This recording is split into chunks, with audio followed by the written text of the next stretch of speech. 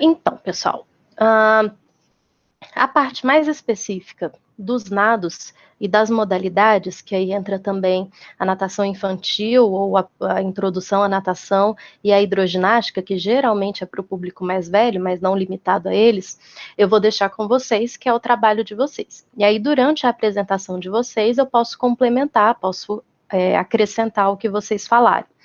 Então, a aula de hoje ainda não é sobre métodos de natação. O que a gente vai falar na aula de hoje? Eu vou falar sobre conteúdo, como que a gente dá conteúdo no sentido da nossa área de ser um conteúdo que envolve movimento, que envolve o físico, que não é só uma leitura, por exemplo, e quais são os métodos que a gente tem para passar esses conteúdos para um aluno, por exemplo, tá? Antes disso, antes da gente começar, deixa eu só falar um pouquinho sobre isso aqui que está na tela, porque na aula passada eu falei de alguns efeitos agudos, né, naquele momento, que a natação pode trazer. E algum desses efeitos precisam de cuidado, precisam de atenção para determinadas populações. E aí, quando eu estava refletindo sobre a aula, eu posso ter passado a impressão de que eu estava falando mal da natação, como se eu estivesse falando, olha, não é seguro para qualquer pessoa, tem gente que não deve fazer, acontece tais coisas ruins quando você nada. E a ideia não era falar mal de natação, era trazer alguns efeitos pontuais que ela pode trazer, que em algumas pessoas ou em algumas populações precisa de mais atenção, mais cuidado. Só que aí eu acabei não falando dos benefícios da natação. Falei de uma coisa ou outra ali do movimento, da instabilidade articular, mas eu queria falar um pouquinho mais dos benefícios, porque como forma de exercício é uma boa forma de exercício sim, principalmente quando feita a uma intensidade moderada alta, e não, né, só light, só nadando na piscina do clube no domingo. Mas como uma forma de exercício, é uma forma de exercício muito interessante e muito completa em relação a todos os sistemas do corpo. E eu acho que eu não falei o suficiente sobre isso. Deixa eu aceitar aqui. Eu acho que eu não falei o suficiente sobre isso, sobre os benefícios. Talvez eu tenha ficado preocupada de falar para vocês dos cuidados que tem que ter, e pode ser parecido que eu falei foi mal. E não, a natação é um ótimo exercício, tem benefícios, então essa primeira parte da aula eu vou falar um pouquinho sobre os benefícios dessa modalidade como uma forma de exercício físico, tá? E aí eu vou falar de natação mesmo, nadar, não a hidroginástica ou outras coisas que se fazem dentro da água. O ato de nadar, as quatro formas de nado, tá? Nadar de verdade com uma intensidade pelo menos de moderada, mas também de alta intensidade. Então, vou começar aqui de cima, vou fazer um círculo. Os benefícios para o sistema cardiovascular, claro que a longo prazo, não depois de um pulo na piscina só, mas a longo prazo tem alguns benefícios muito interessantes no sistema cardiovascular. Por exemplo, a natação, por ser um exercício que altera a pressão, altera a frequência cardíaca e movimenta o corpo todo, faz o sangue circular no corpo todo, tem dois benefícios muito interessantes que ela pode trazer. Uma delas é o aumento da elasticidade dos nossos vasos sanguíneos, principalmente das artérias. Lembra que as artérias são os vasos que controlam a nossa pressão arterial. Se a artéria está muito rígida, quando o sangue chega nela e ela não consegue se expandir, a nossa pressão arterial vai ser mais alta, vai ser mais elevada. Um dos problemas, uma das causas, aliás, do aparecimento para pressão alta em pessoas que vão ficando mais velhas é que com a falta de exercício a gente vai perdendo essa elasticidade dos vasos sanguíneos, igual a gente perde a elasticidade das articulações. E aí, com as artérias mais rígidas, a pressão arterial tende a ser maior.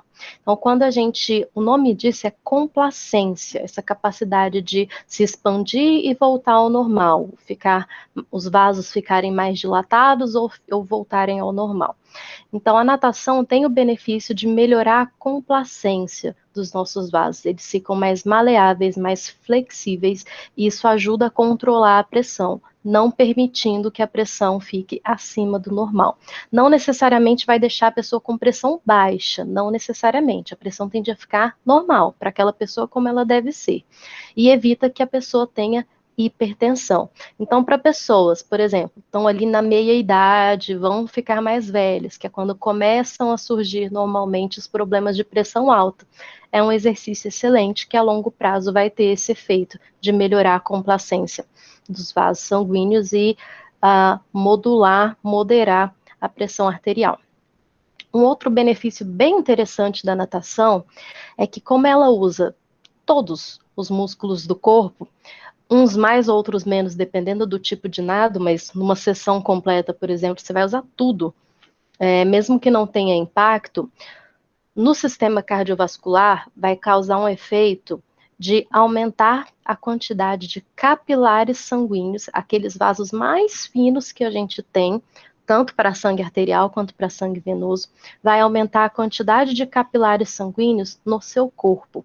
Isso envolve músculos normais, esqueléticos, mas também envolve o seu coração. E esse aumento de capilaridade melhora a circulação sanguínea. É como se eu tivesse, por exemplo, eu moro em Águas Claras e eu trabalho no Gama. Se tivesse só um caminho para eu chegar no Gama, e um dia esse caminho tivesse um acidente, eu não ia ter o que fazer. Eu não ia ter como escapar, eu não ia ter como chegar no meu trabalho de outra forma. Ou eu não ia ter como entregar a minha obrigação de outra forma. Em compensação, se eu consigo construir vários caminhos, várias estradas para chegar até o Gama, uma por cima, uma mais por aqui, uma pelo meio, outra mais por aqui, outra mais por aqui, outra mais por aqui, uma via de helicóptero, uma via embaixo da terra. Se eu tenho várias vias para chegar ao mesmo lugar e uma dessas vias não está tão bem, tem um acidente, tem um congestionamento, eu vou conseguir chegar no meu trabalho pela outra via. E às vezes até sem prejuízo. Se for uma boa via alternativa, nem atrasada eu vou ficar. Então, essa é a vantagem da capilarização. Eu tenho mais formas de entregar oxigênio e nutrientes, como a glicose, e mais formas de remover os metabólitos que os músculos produzem na mesma pessoa. Então, se um vaso entope, por exemplo, tem uma arteriosclerose, tem um problema vascular, as outras vias dão conta de manter esse fluxo sanguíneo, entregando oxigênio e removendo metabólitos com a mesma eficiência, tá? Isso é muito importante, muito, muito, muito. Eu não sei se vocês já ouviram falar, mas existe uma estatística de infartos no coração sofridos por pessoas jovens e por pessoas já mais velhas. Em pessoas jovens, os acidentes vasculares, aí é tanto infarto quanto no cérebro, os AVCs, em jovens eles tendem a ser mais graves, mais fulminantes, levarem à morte de forma mais imediata do que quando essa mesma condição acontece em uma pessoa mais velha. Por quê? Porque com a idade a gente desenvolve essa capilaridade, a gente melhora a circulação sanguínea por outras vias além daquela principal que a gente já nasce com ela. Os idosos tendem, por causa do tempo de vida mesmo, tendem a já ter desenvolvido mais capilares, mais vasos alternativos para o sangue passar. E os jovens, menos. E aí, quando tem um acidente vascular, no jovem, ele tende a ser mais grave. Mas se esse jovem desenvolve essa capilaridade sanguínea por meio do exercício, aí se alguma coisa acontecer com esse jovem, tende a ser menos grave também. Então, esse aumento de capilaridade, ele vai acontecer no cérebro, aí aumenta a plasticidade cerebral, sua capacidade de aprender, de memória, de concentração. Essa capilarização vai acontecer nos músculos esqueléticos, então eles vão ficar mais eficientes em receber oxigênio e glicose para ter as contrações e vão ter menos fadiga porque eu vou remover os metabólitos com mais eficiência. Isso vai acontecer no seu coração também. No coração não vai ter um efeito visível. Você não vai ver o coração mais isso, menos aquilo, mas tem um efeito protetor, entendeu? Se precisar, Se aquele coração tiver lá uma bolinha de gordura querendo entupir onde não deve, esse coração com mais capilaridade vai estar mais protegido do que um coração sem essa capilaridade. Claro que a natação não é o único exercício que promove esse efeito que eu estou falando, mas eu estou falando que ela promove isso muito bem, com muita eficiência, justamente porque eu tenho que usar o corpo inteiro para fazer o exercício no momento da natação. É mais eficiente do que eu ir para uma, nesse sentido, é mais eficiente do que eu ter uma sessão de treino que eu só faço isso, isso e isso. Só mover alguns músculos do corpo. Na natação você move todos e ainda tem a questão respiratória, né? E aí, passando para o lado respiratório, qualquer coisa vocês podem perguntar, tá, gente? Passando para o lado respiratório aqui, um grande benefício da natação, eu cheguei a comentar na aula passada, é que a gente melhora a nossa capacidade respiratória, tanto pelos benefícios do sistema vascular, que eu acabei de comentar, e pelo aumento das mitocôndrias, o condicionamento de uma forma geral, quanto pela musculatura do sistema respiratório, que fica mais eficiente em expandir os seus pulmões para que você coloque mais oxigênio para dentro e utilize melhor esse oxigênio. Tá? E aí a gente até comentou das pessoas asmáticas, que tendem a ter uma dificuldade aí, os bronquíolos um pouco mais fechados ou inflamados e tende a ter dificuldade. Por que a natação ajuda? Porque eu melhoro a complacência dos bronquíolos também, então eles vão ter uma capacidade um pouco maior de se expandir quando isso for necessário, e eu melhoro a capacidade de todos os músculos que auxiliam o processo de respiração para que o meu pulmão expanda mais e caiba mais ar a cada vez que eu inspirar. Ah, então, é um grande auxílio do sistema respiratório também. Eu aprendo a fazer, eu faço mais força, eu fico mais forte, tanto para inalar, para inspirar, quanto para expirar, porque lembra que na natação tem a expiração forçada. Eu preciso jogar o ar para fora rápido, porque eu preciso voltar a cabeça para dentro da água rápido. Tá? Então, a musculatura envolvida na respiração fica mais forte e, portanto, melhora a expansão do seu pulmão. E aí vai melhorar o seu VO2 também, melhorando todo o condicionamento, né?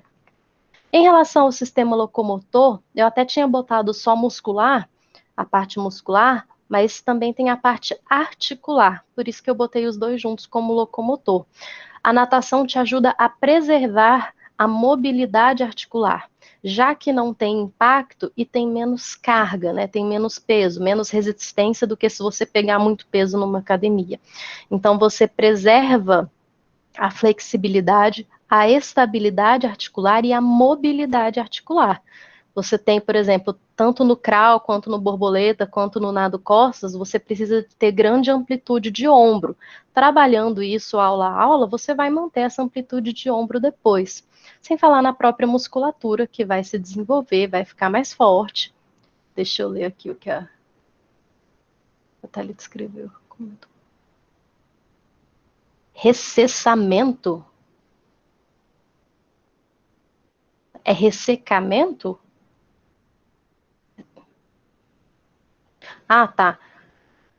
Ressecar. Pode. Assim, o que é esse ressecamento? Quando a gente respira, o ideal é a gente respirar pelo nariz, né? Porque quando a gente respira pelo nariz, as nossas fossas nasais aqui vão realizar três funções importantes, que é de aquecer o ar, que está mais frio do que a temperatura de dentro do nosso corpo, de umidificar o ar, porque o ar está mais seco do que dentro do nosso corpo, e de filtrar o ar. Acontece que na natação a gente não fica respirando pelo nariz, até pelo risco de entrar água junto, né? A gente respira muito pela boca. Tanto que existem exercícios respiratórios para você aprender a respirar pela boca e diminuir a chance de você respirar água, por exemplo. E a boca não tem toda essa proteção que o nariz tem. Então você acaba filtrando menos, aquecendo menos o ar e umidificando menos o ar que vai chegar até o seu pulmão. Aí, assim, como você está num ambiente aquático, você está dentro da água, aquele ambiente perto da água é mais úmido do que se você estivesse respirando pela boca na sua casa, por exemplo. É como se tivesse um umidificador ligado, porque a água está evaporando o tempo todo. Então, nesse sentido, é diminuído esse ressecamento, ele não vai ser tão grave. Vai ter a ver também com a temperatura da água. Se você for nadar numa água gelada, vai ter menos evaporação da água, vai ter menos umidade quando você inalar o ar pela boca. Então, a água gelada, por exemplo, vai ser mais prejudicial nesse sentido do que você nadar numa temperatura ambiente ou numa água aquecida.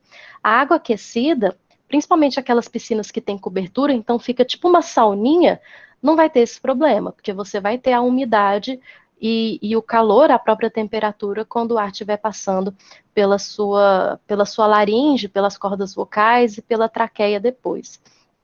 Mas assim,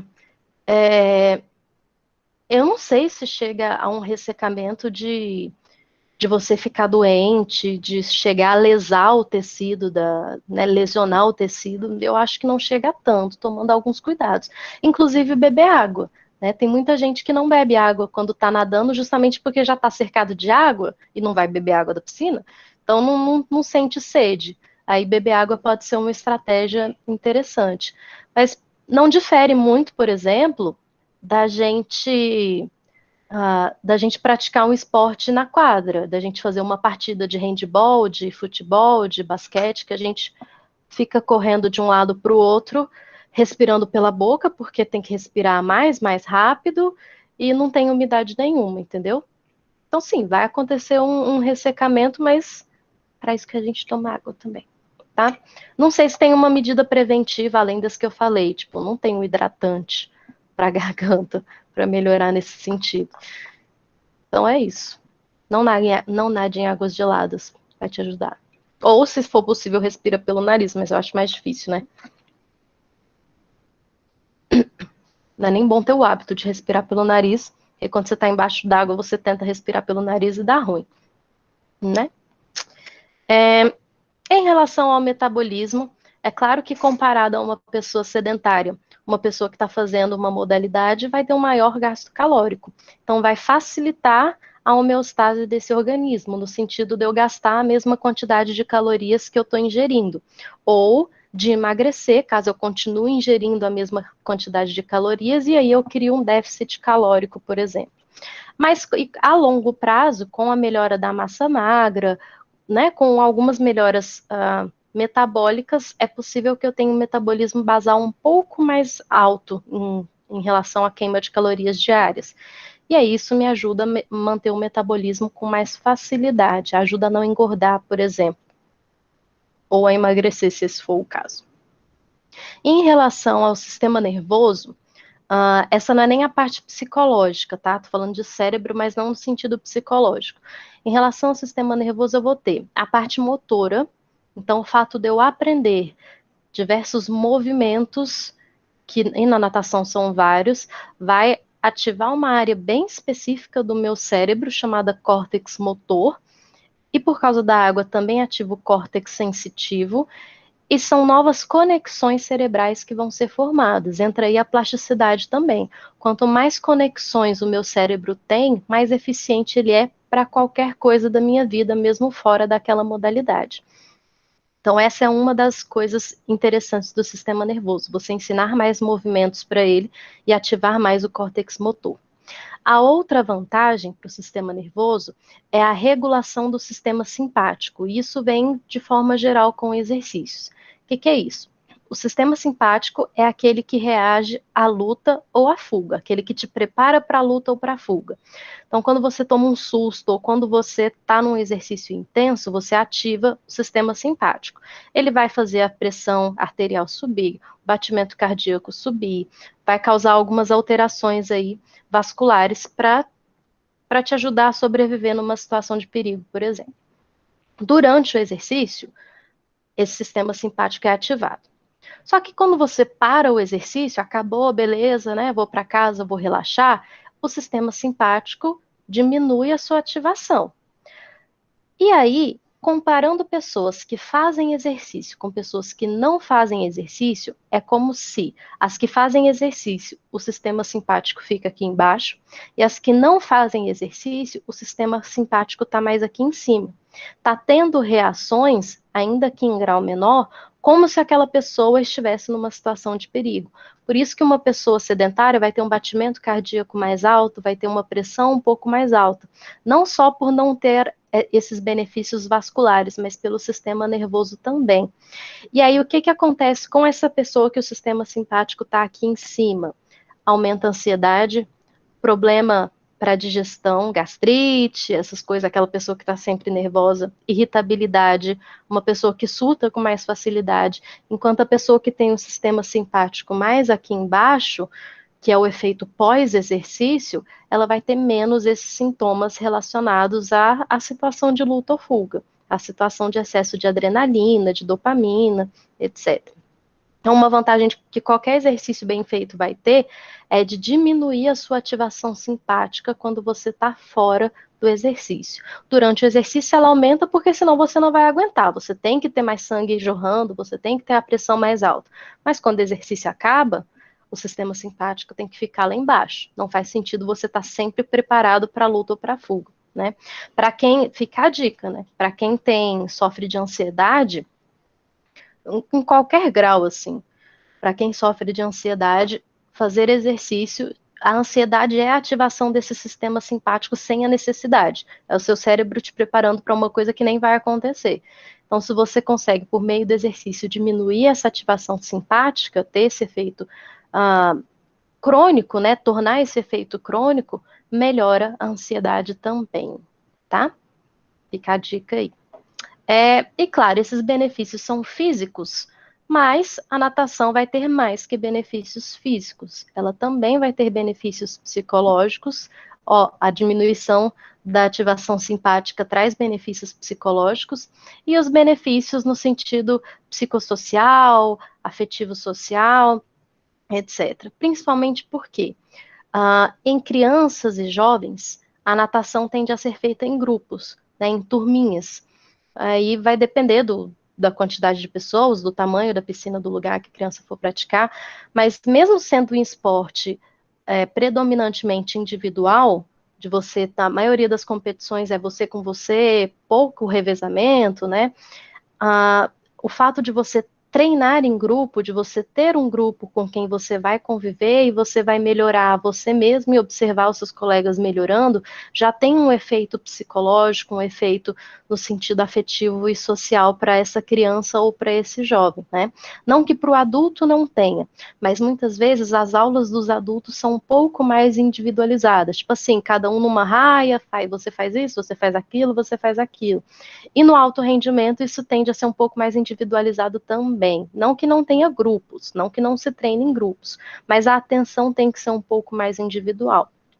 Mas a importância para a criança e para o jovem desse conjunto, desse grupo aprendendo junto, é que a criança está no estágio de formação de caráter. Então, uma criança que aprende a conviver em grupo e a trabalhar em grupo tem todo o benefício aí que o esporte pode ter, né? Apesar de na hora da competição ser ela com ela mesma, digamos assim. Ok?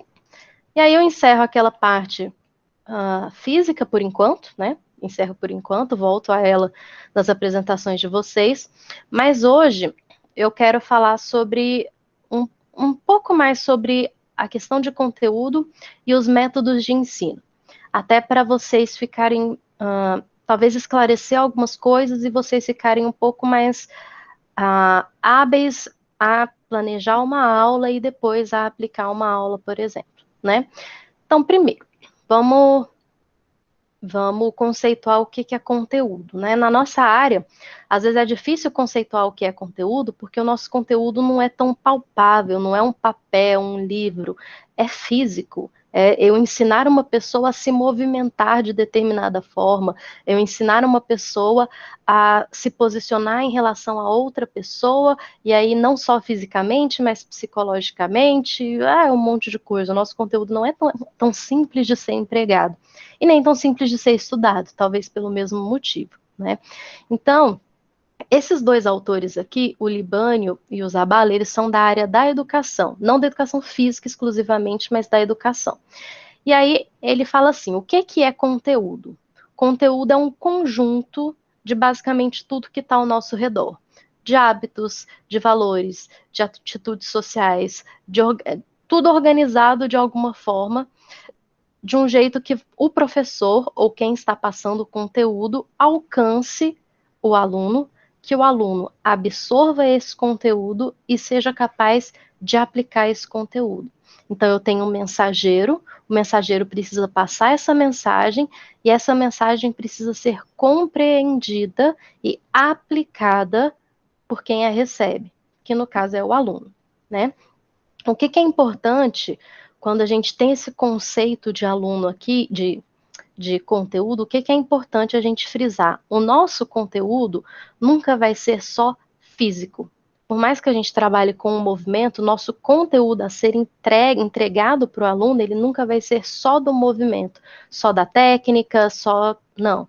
O nosso conteúdo, ele leva em conta aspectos cognitivos, então, como que o seu cérebro se integra ao seu corpo e aí permite movimento, seus aspectos espaciais, como seus sentidos, a sua via sensitiva percebe o ambiente, te permite interagir com o ambiente, a própria parte motora, mas também a parte afetiva, social e cultural. Cultural no sentido de promover e respeitar a cultura das pessoas que estão ali lidando com você.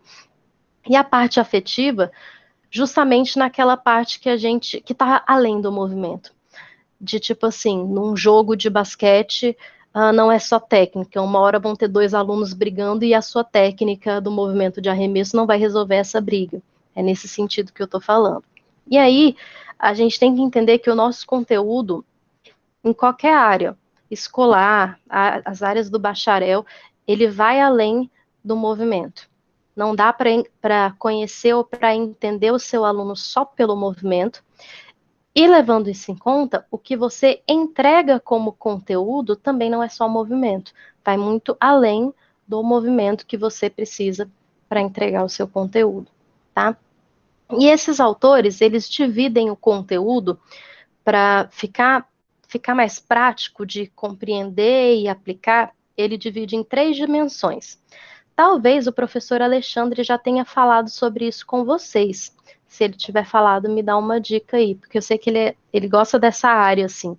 Então, tem as dimensões conceitual, a dimensão conceitual, procedimental e atitudinal, né? Que a gente vai falar um pouco de cada uma dessas dimensões, tá? O Alexandre falou isso com vocês? Me diz aí, alguém. Se ele falou algo nesse sentido com vocês.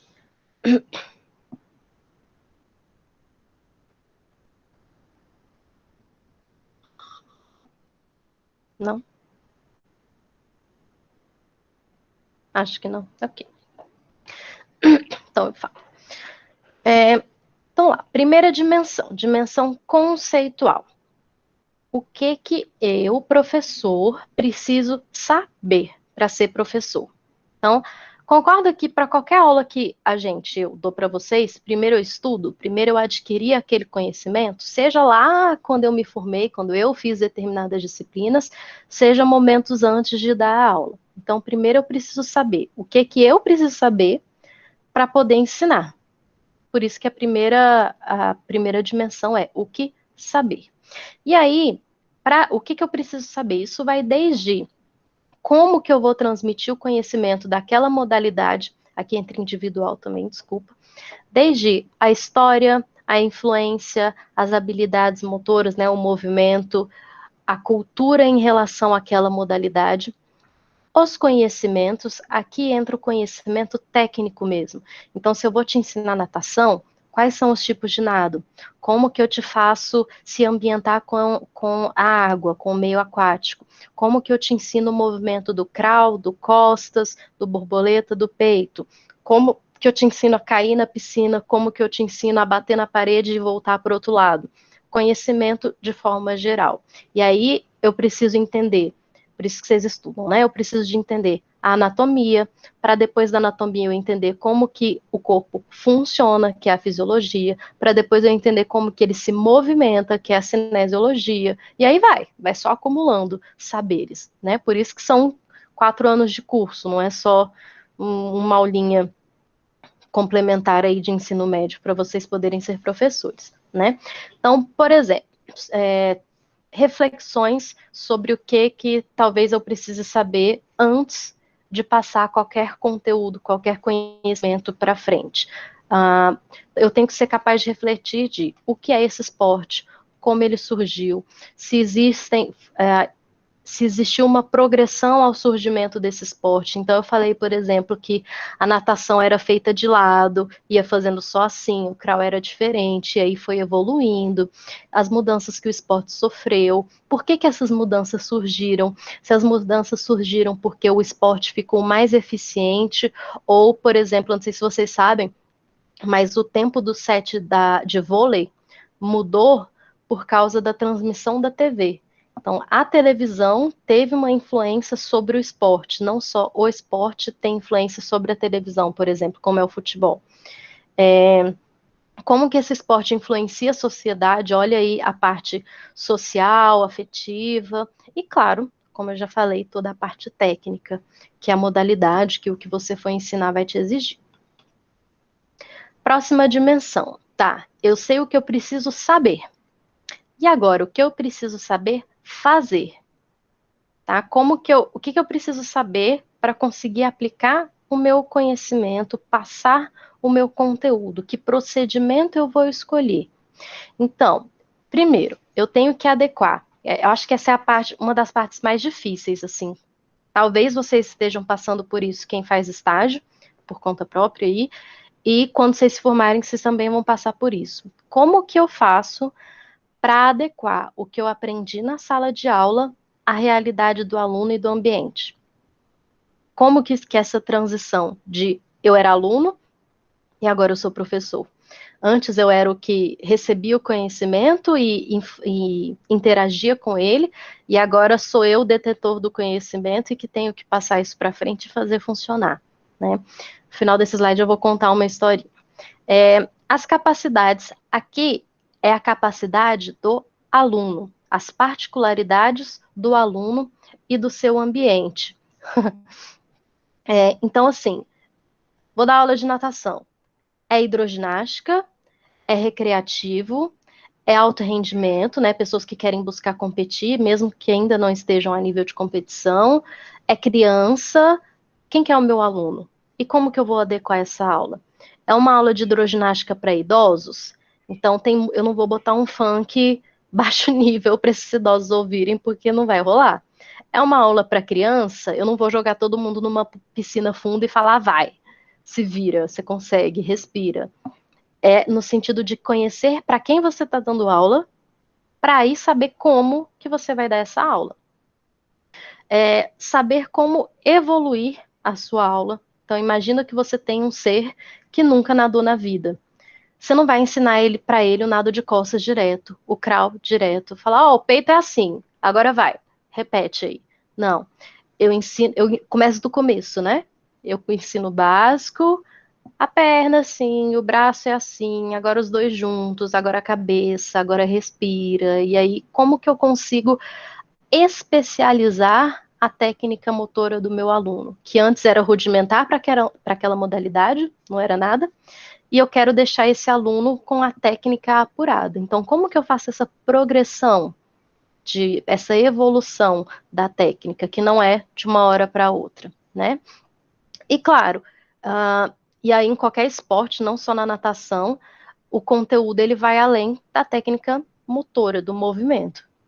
Ele é básico, mas existe também inteligência espacial, inteligência emocional, principalmente em esportes que existe competição, que existem fatores que interferem muito na performance daquele aluno em determinados momentos, e por aí vai. Thalita, eu nunca tinha dado aula para escola, né? Principalmente, o que é, gata? Peraí. Tem nada aí não, vai pra lá. eu nunca tinha dado aula para a escola, né? Eu fiz estágio obrigatório, mas estágio é estágio. Você tem um professor, e o nosso estágio, a gente dava uma ou outra aula, não era tipo, vai, se vira. A gente era bem protegido, assim, pelo professor.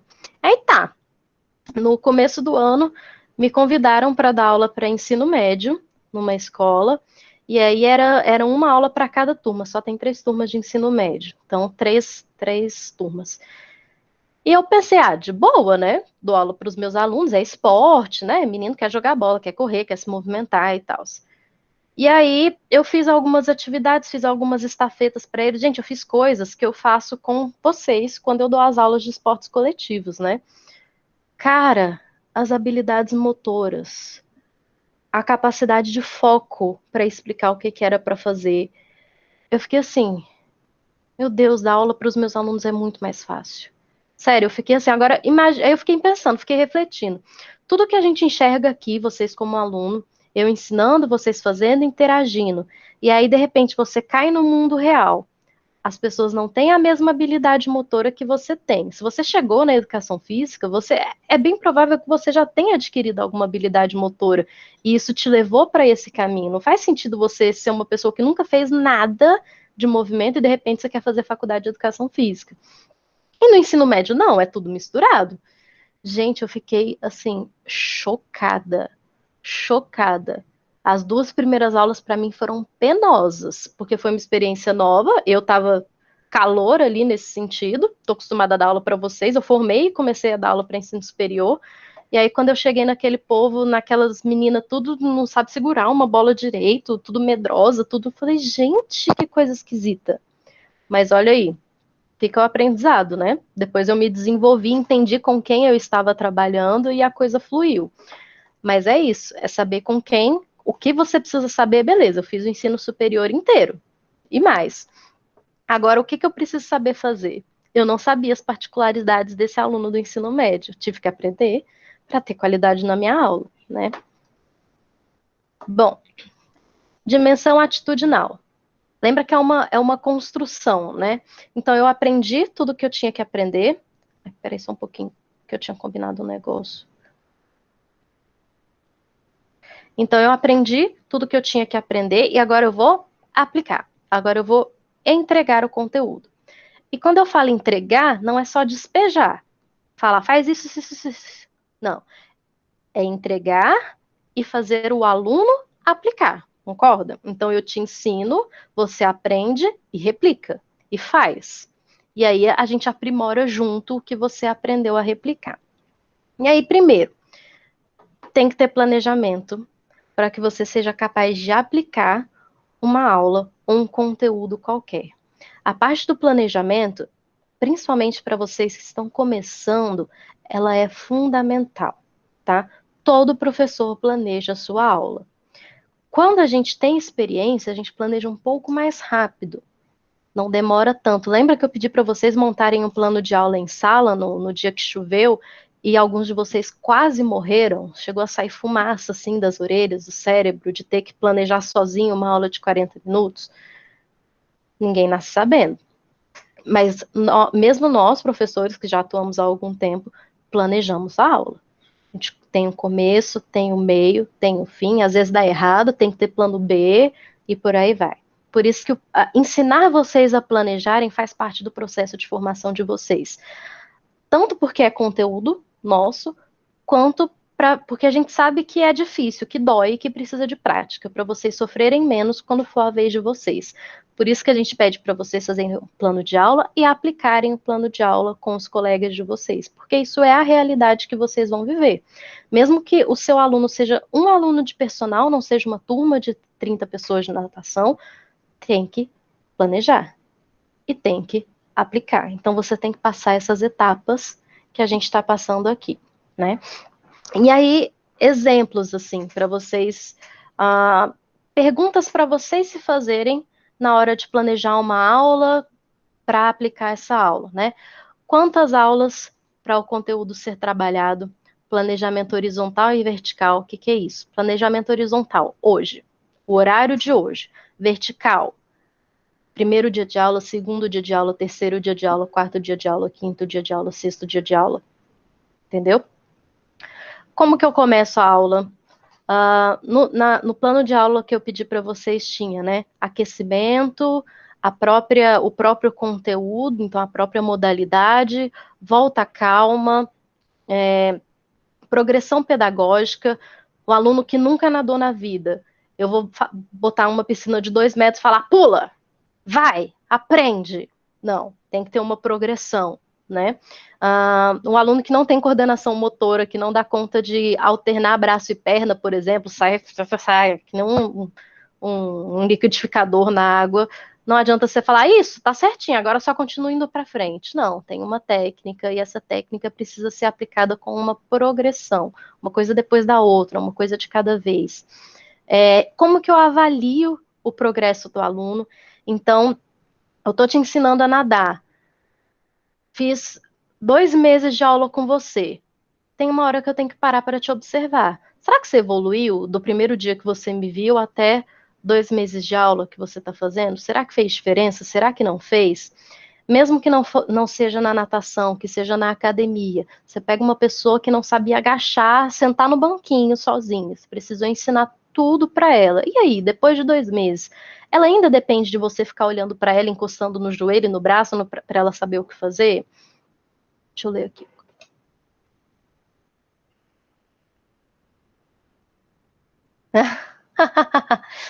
Ai, gente. Quando o tal do. Ai, é complicado. Eu tô lendo o que o Felipe escreveu. Para quem não tá lendo, ele falou: quando eu estava dando aula no estágio, tinha que lidar com a personalidade de cada aluno também, né? Vocês que o digam. A indisciplina dele e ou alguns que são muito agitados e atrapalham muito o teu plano de aula. Gente, isso é real oficial, inclusive entre vocês. Assim. Eu nem sei o que é melhor, viu, gente? Nossa, é complicado. Quando, quando eu fui dar essa aula no ensino médio, teve reunião antes, né, com todos os professores e tal. Aí teve uma hora que o diretor falou assim: porque na reunião de pais eu falei, gente, para, eu vou ter que lidar com o pai. Eu não aguento meus alunos, eu vou lidar com os pais. Não, gente, me deu um desânimo, assim, um desespero, uma vontade de sair correndo. Em compensação, num outro momento, em quando ele está falando de disciplina, de manter a disciplina, né, enfim. E aí eles falando, e aí chega num ponto, então, que a gente tem que chamar o pai na escola para conversar. Eu falei, gente, eu posso contar com o pai, será? Olha que diferença eu poder ligar para um pai e falar, educa essa coisa aí com vocês. Eu não vou ligar para o pai de vocês. É a vantagem e desvantagem, né? E aí, em relação ao plano de aula, eu ia falar isso também, até para você, Felipe. Tem um exercício que a gente vai fazer quando a gente se encontrar, que é assim: o grupo, né, aplicou seu plano de aula. Beleza, a gente senta, ou no final da aula a gente senta para conversar, e os colegas vão criticar o trabalho desse grupo. Criticar no bom sentido, construtivo, falar o que podia ter sido melhor, o que faltou fazer, porque ninguém é perfeito, todo mundo erra e a gente tem que aprender, né? Aí eu aprendi isso com um professor meu. Quando esse professor fazia isso, tinha uma regra. Quem é do grupo, quem fez a atividade, é proibido de responder, porque é proibido justificar o seu erro, né? Gente, isso é uma lição que quando a gente consegue internalizar e levar para a vida, não justifique o seu erro, apenas lide, aprenda, supere, melhore. É uma evolução espiritual que você tem, de verdade. Então, aí, né, a gente apresentava, olha, faltou tal coisa, aí dá vontade de falar, mas você não sabe o tanto que é difícil, você não sabe o tanto que eu sofri, porque você não sabe quanto eu me empenhei. Pessoal, não tá na sua vez de falar, não permite resposta, vai só ouvir. Aí a gente tinha que abaixar a cabeça. Quando você tem essa capacidade de escutar a crítica, para depois refletir o que cabe, o que é exagero, o que não, o que é culpa sua, o que não é, primeiro escutar, você cresce muito. E aí, com esse exercício, a gente aprende a lidar com esse tipo de coisa. Porque, por exemplo, quando que já aconteceu com as turmas assim, o aluno está apresentando o plano de aula, aí um grupinho faz baderna, E aí, na hora da crítica lá, o povo fala, mas o povo não colabora, porque essa turma, porque, né, porque parece criança. Aí eu falei, tá, mas e se você não tivesse deixado formar fila? Não ia ter tido essa baderna. Tá vendo como a gente tende a botar responsabilidade no outro? No meu primeiro dia lá com o ensino médio, eu podia ter falado, bando de descoordenado, esse povo não sabe fazer nada, esse povo só quer correr, esse povo só grita, é uma dificuldade fazer a chamada. O problema está em mim também. O problema está em mim. Sou eu que estou planejando mal essa aula. A partir do momento de que eu sei com quem eu estou lidando, eu preciso planejar conforme quem eu estou lidando. Não posso deixar formar fila, porque eles começam a conversar e se dissipam. Tem que gastar energia, porque é para isso que eles estão lá. Não pode ser o tempo todo a mesma coisa. Não pode ser só um esporte o tempo todo. Por exemplo, são exemplos que eu estou dando. A partir do momento que eu mudei o meu planejamento, a coisa fluiu. Por quê? Porque eu não botei a culpa neles. Porque eu falei, eu preciso lidar melhor com eles. Eu preciso planejar melhor. Eu preciso entender melhor. E aí, de forma gradativa, porque eu também não nasci sabendo, eu mudei as minhas atitudes e os meus planejamentos e a coisa fluiu. Com vocês existe essa interação também. Às vezes a gente planeja uma coisa e a turma chega lá e fala, não vai rolar de fazer assim com essa turma, tem que ser de outro jeito. Acontece. Às vezes é uma turma enorme e depois uma turma minúscula. Tem que mudar o jeito de planejar. Então, Felipe, em vez de pensar, por exemplo, os alunos atrapalham o meu plano de aula, eu preciso planejar uma aula que dê conta desses alunos, dos mais agitados, dos que gritam, dos que têm disciplina e por aí vai, né? Na prática é mais fácil da gente conversar sobre isso. Eu estou tentando lembrar aqui dos exemplos, se vocês quiserem falar também podem falar, mas existem estratégias. E isso é até esse último tópico aqui que eu vou falar. Tá. Então, por exemplo, desses últimos tópicos aqui, eu tenho as habilidades do professor, aqui é do professor, não é do aluno, que é a automatização. Como assim? Antes da gente aprender a lidar com a profissão que a gente estiver lidando, com a modalidade que a gente estiver lidando, não é nada automático. Então, tudo a gente precisa parar para pensar. Quando a gente vai se acostumando, tem coisas que ficam automáticas. Por exemplo, se eu mandar vocês correrem quicando uma bola, não vai ser tão difícil assim. Vocês vão conseguir uma hora correr, quicar a bola, olhando para frente, pensando em outras coisas. Em algum momento, quando você era criança, isso não era tão automático assim. Primeiro, nem o correr era automático, e segundo, nem o quicar era automático. E aí depois você aprendeu a correr, aprendeu a quicar, mas as duas coisas juntas também não eram tão fáceis. Até que uma hora tudo virou automático. Essa automatização na função de professor, ela é um pouco mais ampla. É você conseguir ao mesmo, por exemplo, eu em sala de aula, é eu conseguir ao mesmo tempo saber o que está escrito no slide, saber o que eu preciso falar, ler a postura corporal, a linguagem corporal de vocês, para saber se vocês estão entendendo ou não, prestar atenção para ver se tem alguém conversando e se eu vou precisar falar, ops, menos, sem que eu tenha que parar tudo, interromper a minha aula porque eu não consegui dar andamento àquilo. Quando a gente começa, então você tá com uma turma lá. Vamos lá, galera, vamos todo mundo nadar. Às vezes você foca só em um, os outros começam a fazer bagunça, você não sabe o que fazer.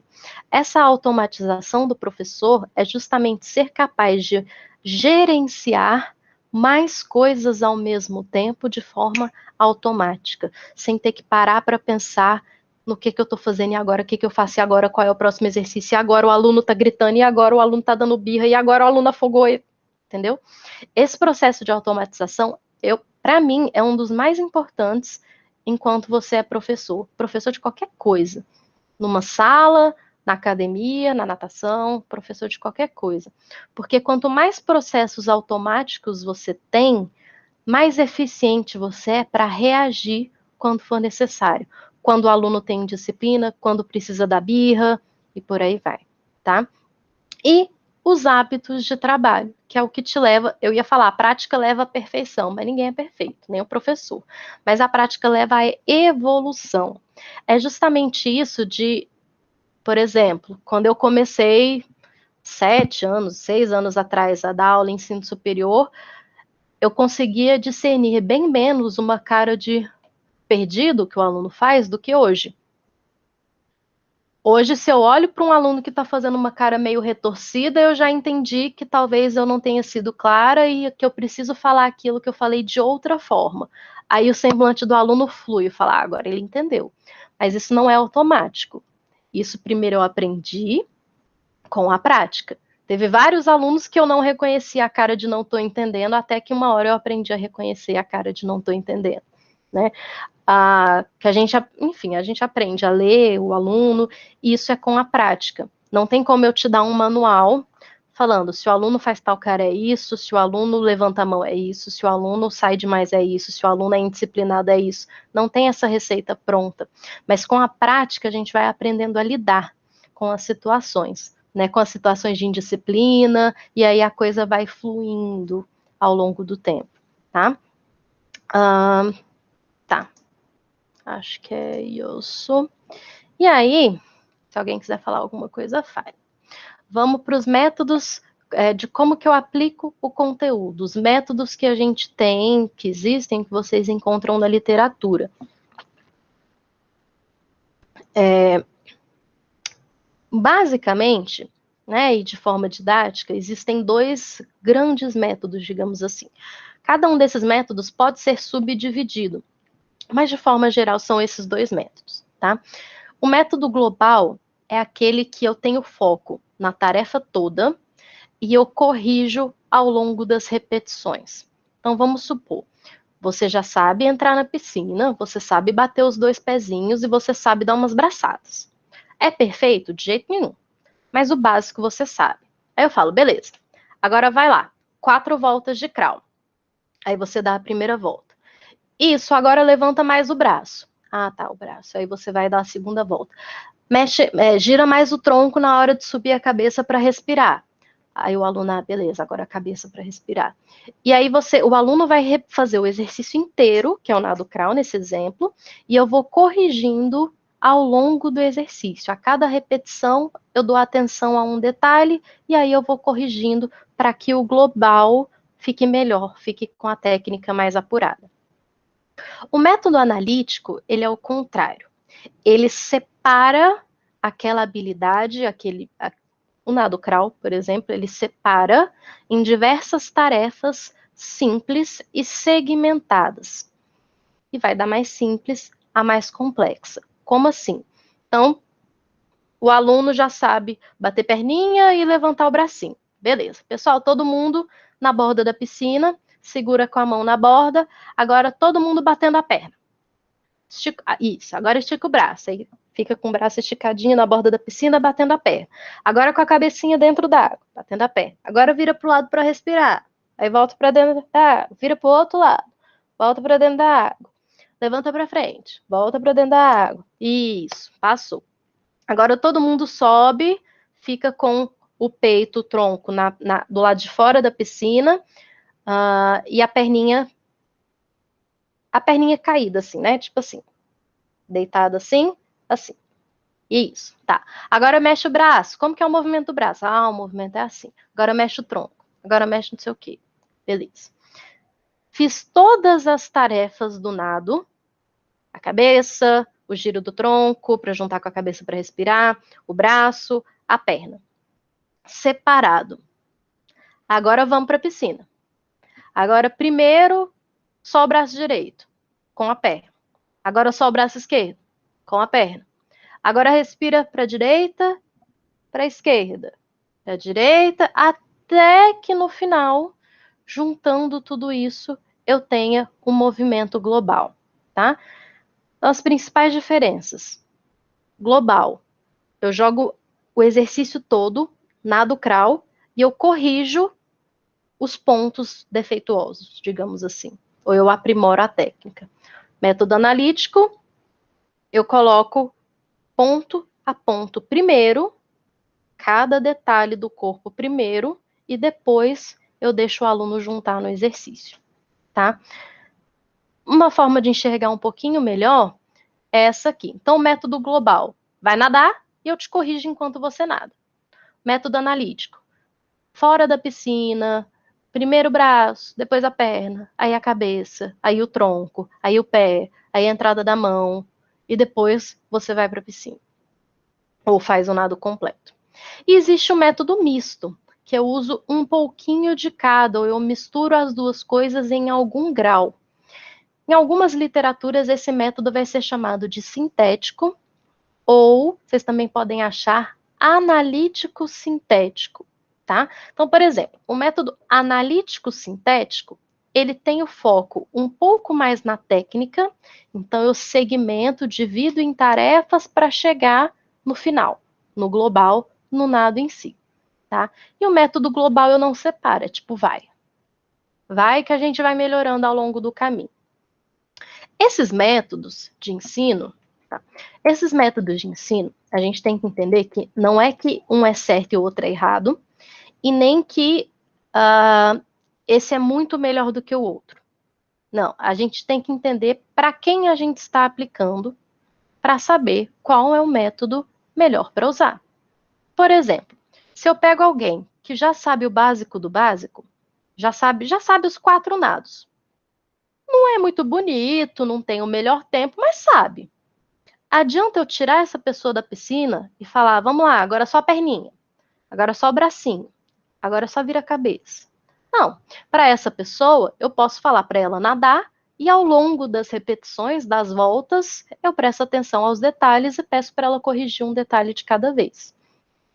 Mas se eu pego uma pessoa que nunca entrou numa piscina, como é que eu explico para ela que em determinado momento ela vai estar na horizontal, com a cabeça dentro da água, e ela tem que mexer braço, perna, girar o tronco e tirar a cabeça para respirar sem afogar, sem afundar? Então, para essa pessoa, eu posso começar do analítico. E aí eu vou melhorando a habilidade até que no final ela chegue no nado em si, no nado completo, no nado crawl, por exemplo. Tá? Então, o método vai depender de para quem você está ensinando esse conteúdo. Vai depender muito. Claro que assim, eu posso pegar a pessoa que não sabe nada e usar o método global? Posso. Ela também pode morrer afogada. Então, pode não valer a pena. Dependendo de com quem você está lidando, aí sim, um método pode ser mais eficiente do que o outro, tá? E aí, tem também o estilo de ensino. Como que eu vou ensinar? Como que eu vou aplicar um método para aplicar um conteúdo, né? Aqui também fica o ensinamento de que não existe um estilo de ensino. Existem combinações. Algumas combinações podem ser mais eficientes para você com aquela pessoa, com aquela turma, do que outros, né? Então tem estilo por comando, eu falo, você faz. Ensino por tarefa, por exemplo, as estafetas. Não sei se vocês já fizeram estafetas em esportes coletivos, mas, por exemplo, no caso da natação. Pega uma bolinha no fundo da piscina.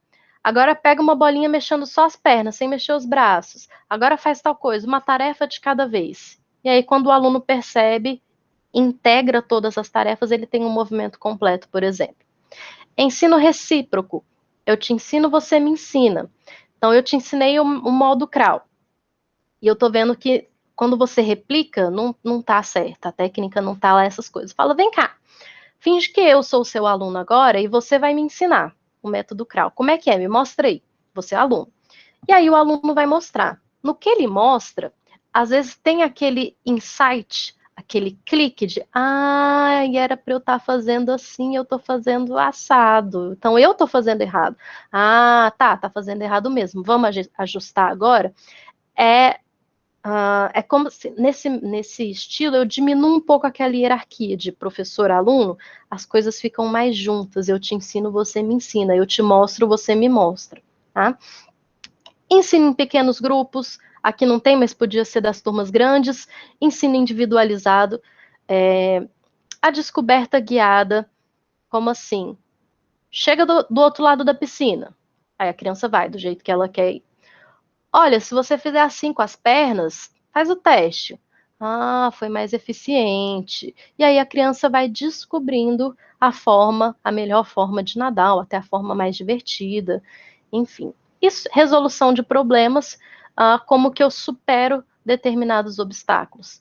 Por exemplo, quando eu coloco para vocês, quando eu coloquei para vocês na avaliação, a pessoa tem canelite. E aí?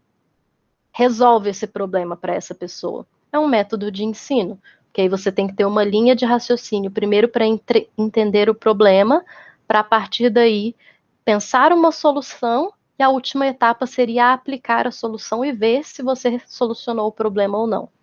Então, por isso que eu falei que não tem como eu escolher uma só, e que todas elas podem acontecer meio que ao mesmo tempo ou dentro de uma mesma aula.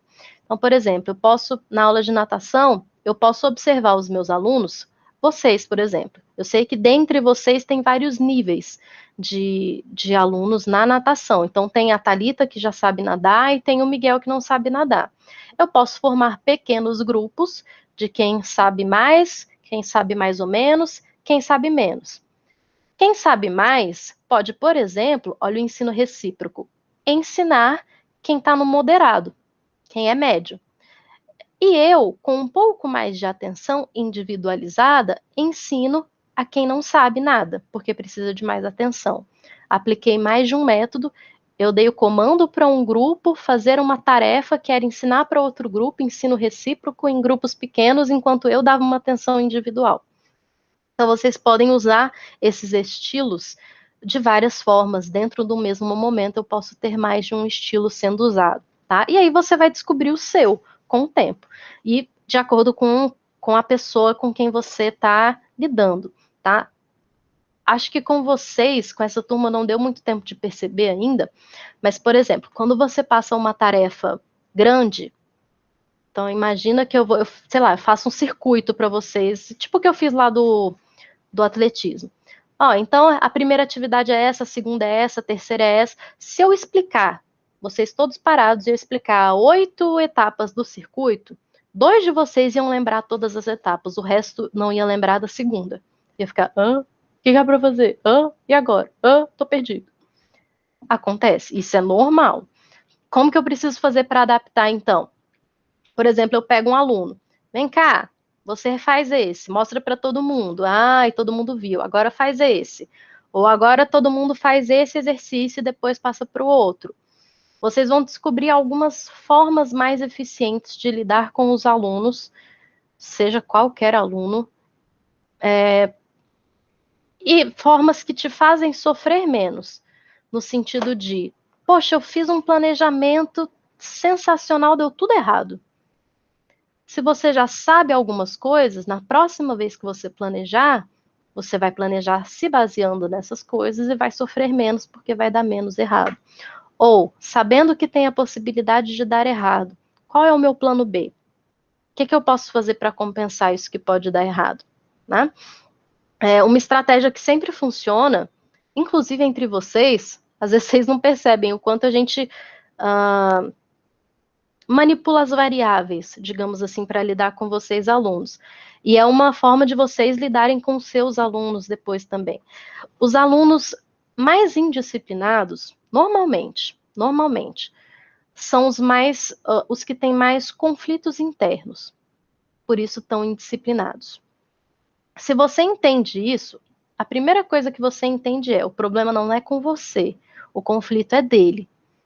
Você não vai resolver o problema dele, mas você pode lidar melhor com esse problema. Outra coisa, e às vezes junta as duas coisas, o aluno que tem mais energia é o que se entedia mais fácil.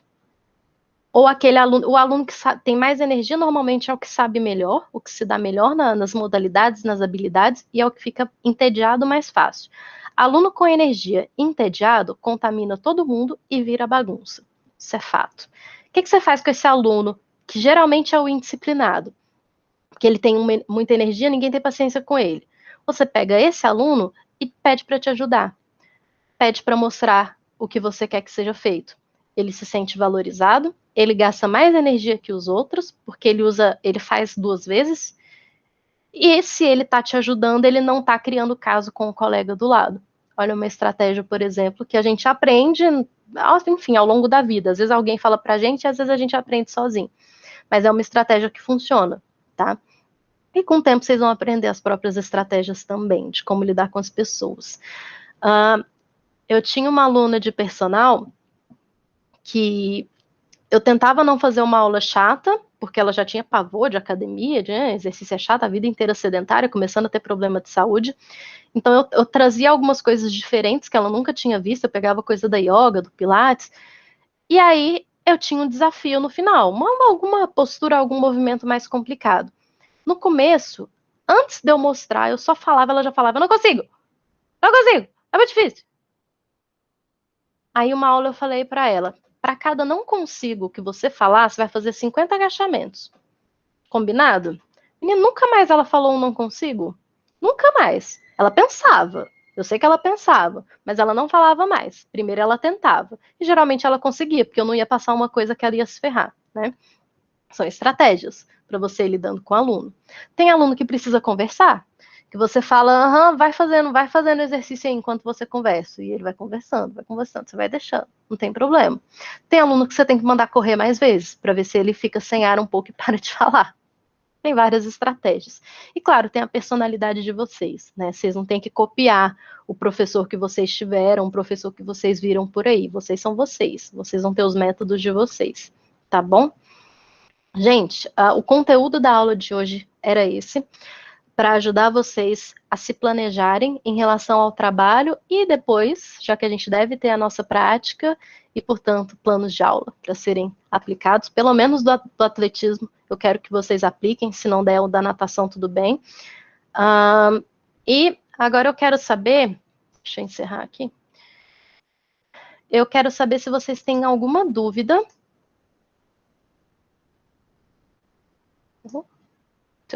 Eu quero saber se vocês têm alguma dúvida em relação ao trabalho que eu passei. Eu não sei se todos viram, mas eu botei as instruções do trabalho lá no AVA, né? O que precisa ter, o que é para fazer e tal. Tem a planilha para separar vocês em grupo. Eu vi na planilha, até o momento que eu tinha olhado hoje, tinha, eu acho que 31 pessoas inscritas na planilha. E eu acho que essa turma é maior do que isso. Então, quem não se inscreveu em algum grupo, acorde para a vida aí, para não ficar sem nota, para não ficar sem trabalho. Vocês que já estão nos grupos, se organizem, comecem a fazer o trabalho, a pensar na apresentação que vocês querem ter, né? Como eu disse lá nas instruções, não tem uma obrigatoriedade de quem vai fazer a parte escrita, quem vai apresentar, pode só um apresentar, pode todo mundo apresentar, pode fazer slide, pode ser na forma de conversa, vocês que sabem, não tem uma regra em relação a isso. Trabalho, porque eu já tenho lá a lista de quem é do grupo, então, se vocês falarem que todo mundo fez, eu acredito, né? O que eu ia falar? Sim, contando que o trabalho seja bem feito no final. A organização é de vocês, mas façam uma coisa bem feita. Lembra que é a formação de vocês e que a gente está tendo essa formação de forma ativa. Não é a educação bancária que é tão criticada por aí, tá? Quem não sabe o que é a educação bancária, dá uma olhadinha em Paulo Freire, por favor, que é uma das grandes críticas que ele fazia à nossa educação atual.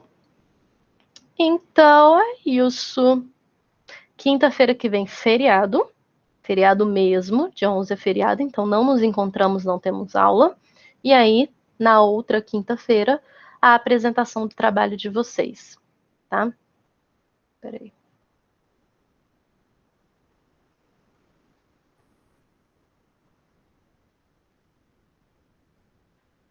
Pode, Thalita, é do Gustavo Borges? Metodologia Gustavo Borges ou não? É? É a academia dele, então.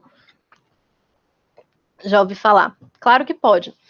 Só não esquece, você ficou com um grupo infantil, né? Só fala, olha, a gente vai falar de natação infantil e eu vou falar especificamente de um método. E aí você fala desse método. No sentido da turma saber que, claro que não existe só um método, mas existem métodos já documentados, digamos assim, ou até patenteados, né? Porque no caso do Gustavo Borges, ele é uma franquia, né? De escola de natação que segue o método dele, desde gerenciamento até a aula de natação em si, sem problemas, tá? Tá. Gente, se tiverem dúvida, pode usar o grupo, tá? Do WhatsApp, não tem problema perguntar as coisas lá, não. Acho que é até mais rápido do que usar o Ava para perguntar as coisas. Já deixei o modelo lá. O trabalho escrito, vocês podem entregar até domingo. Não, até sábado, eu acho que eu botei. Então, tipo assim, a apresentação é na quinta, mas vocês ainda têm uns dias para encerrar o trabalho escrito. Até para, tipo assim, se eu criticar alguma coisa e aquilo estiver no trabalho, você tem um tempinho para refletir, para mudar, para escrever melhor, por exemplo. Gabriel, você pode explicar um pouco da parte histórica se você achar relevante. Por exemplo, quando eu falei, se eu fosse falar do Nado Krau, seria interessante eu falar que ele não surgiu do nada, que não foi de repente uma pessoa entendeu que bater as perninhas e fazer assim com os bracinhos dava mó legal. Que existe uma lógica para ter chegado no movimento que é hoje, entendeu?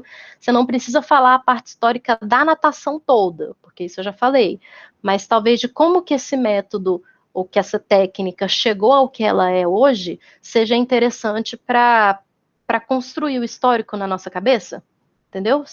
Contar uma história, em vez de só jogar fatos. Tá bom? Mais alguma dúvida, gente? Deixa eu até encerrar a gravação aqui, que a aula em si já foi.